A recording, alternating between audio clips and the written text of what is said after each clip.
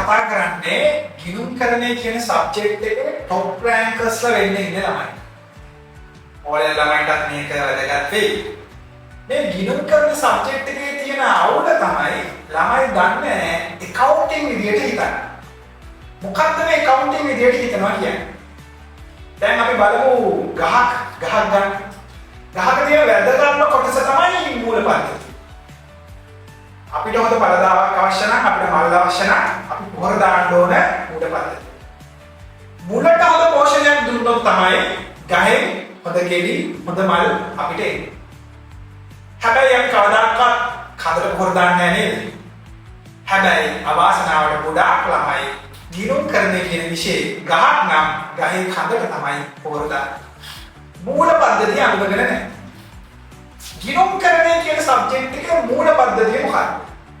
මූල පද්ධතිය තමයි ළමයි න්‍යාය. එහෙම නැත්නම් තියෙන්නේ. පන්තියේ උගන්වන්න තිබුණා. නැත්නම් ඉස්කෝලේ උගන්වන්න තිබුණා.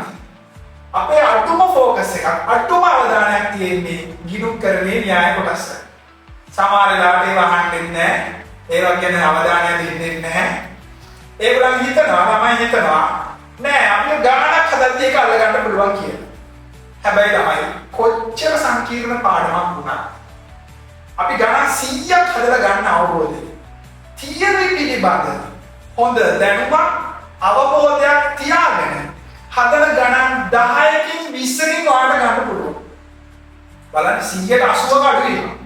ගණන් 100ක් හදලා ගන්න අවබෝධය තියරි වල හොඳ දැනුමක් අවබෝධයක් මතකයක් තියාගන්න ළමයින්ට ගණන් 20ක් හදලා ඉවර වෙලා ගන්න පුළුවන්. අපි තියරි වල කොච්චර ගැඹුරට කිදා බහිනවා. තියරි පාඩම් කරනවා. ඒවා තේරුම් ගන්න උත්සාහ කරනවා. නෑ. ඔන්න ඔක තමයි අපිට තියෙන ලොකුම ප්‍රශ්නේ. ඉතින් අපි මේ YouTube channel එකෙන් කතා කරන්න උත්සාහ කරන්නේ තියරි පිළිබඳව ගැඹුරු අවබෝධයක් ලබා දීමට ඒ ලබාගත් දැනුම එහෙම නැත්නම් ඒ තියරි අවබෝධය කොහොමද ගානකට ඇප්ලයි කරන්නේ?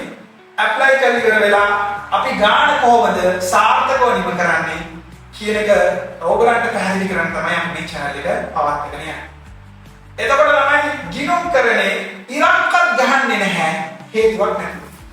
ගිණුම්කරණේ අපි අතුලත් කරන හැම සංඛ්‍යාවකටම හැම දෙයකටම අඩු කරන, එකතු කරන, වැඩි කරන, ඉරි ගහන, සුළු කරන හැම දෙයකටම හේතුවක් තියෙනවා. ඒ හේතුව මොකද තියෙන්නේ ළමයි? න්‍යාය ඇතුලේ. තියරි ඇතුලේ. ඉතින් අපි මේ channel එකේ න්‍යාය පිළිබඳව ගැඹුරු අවබෝධයක් ලබා ගන්න තමයි මේ channel එක අපි හදලා තියෙන්නේ.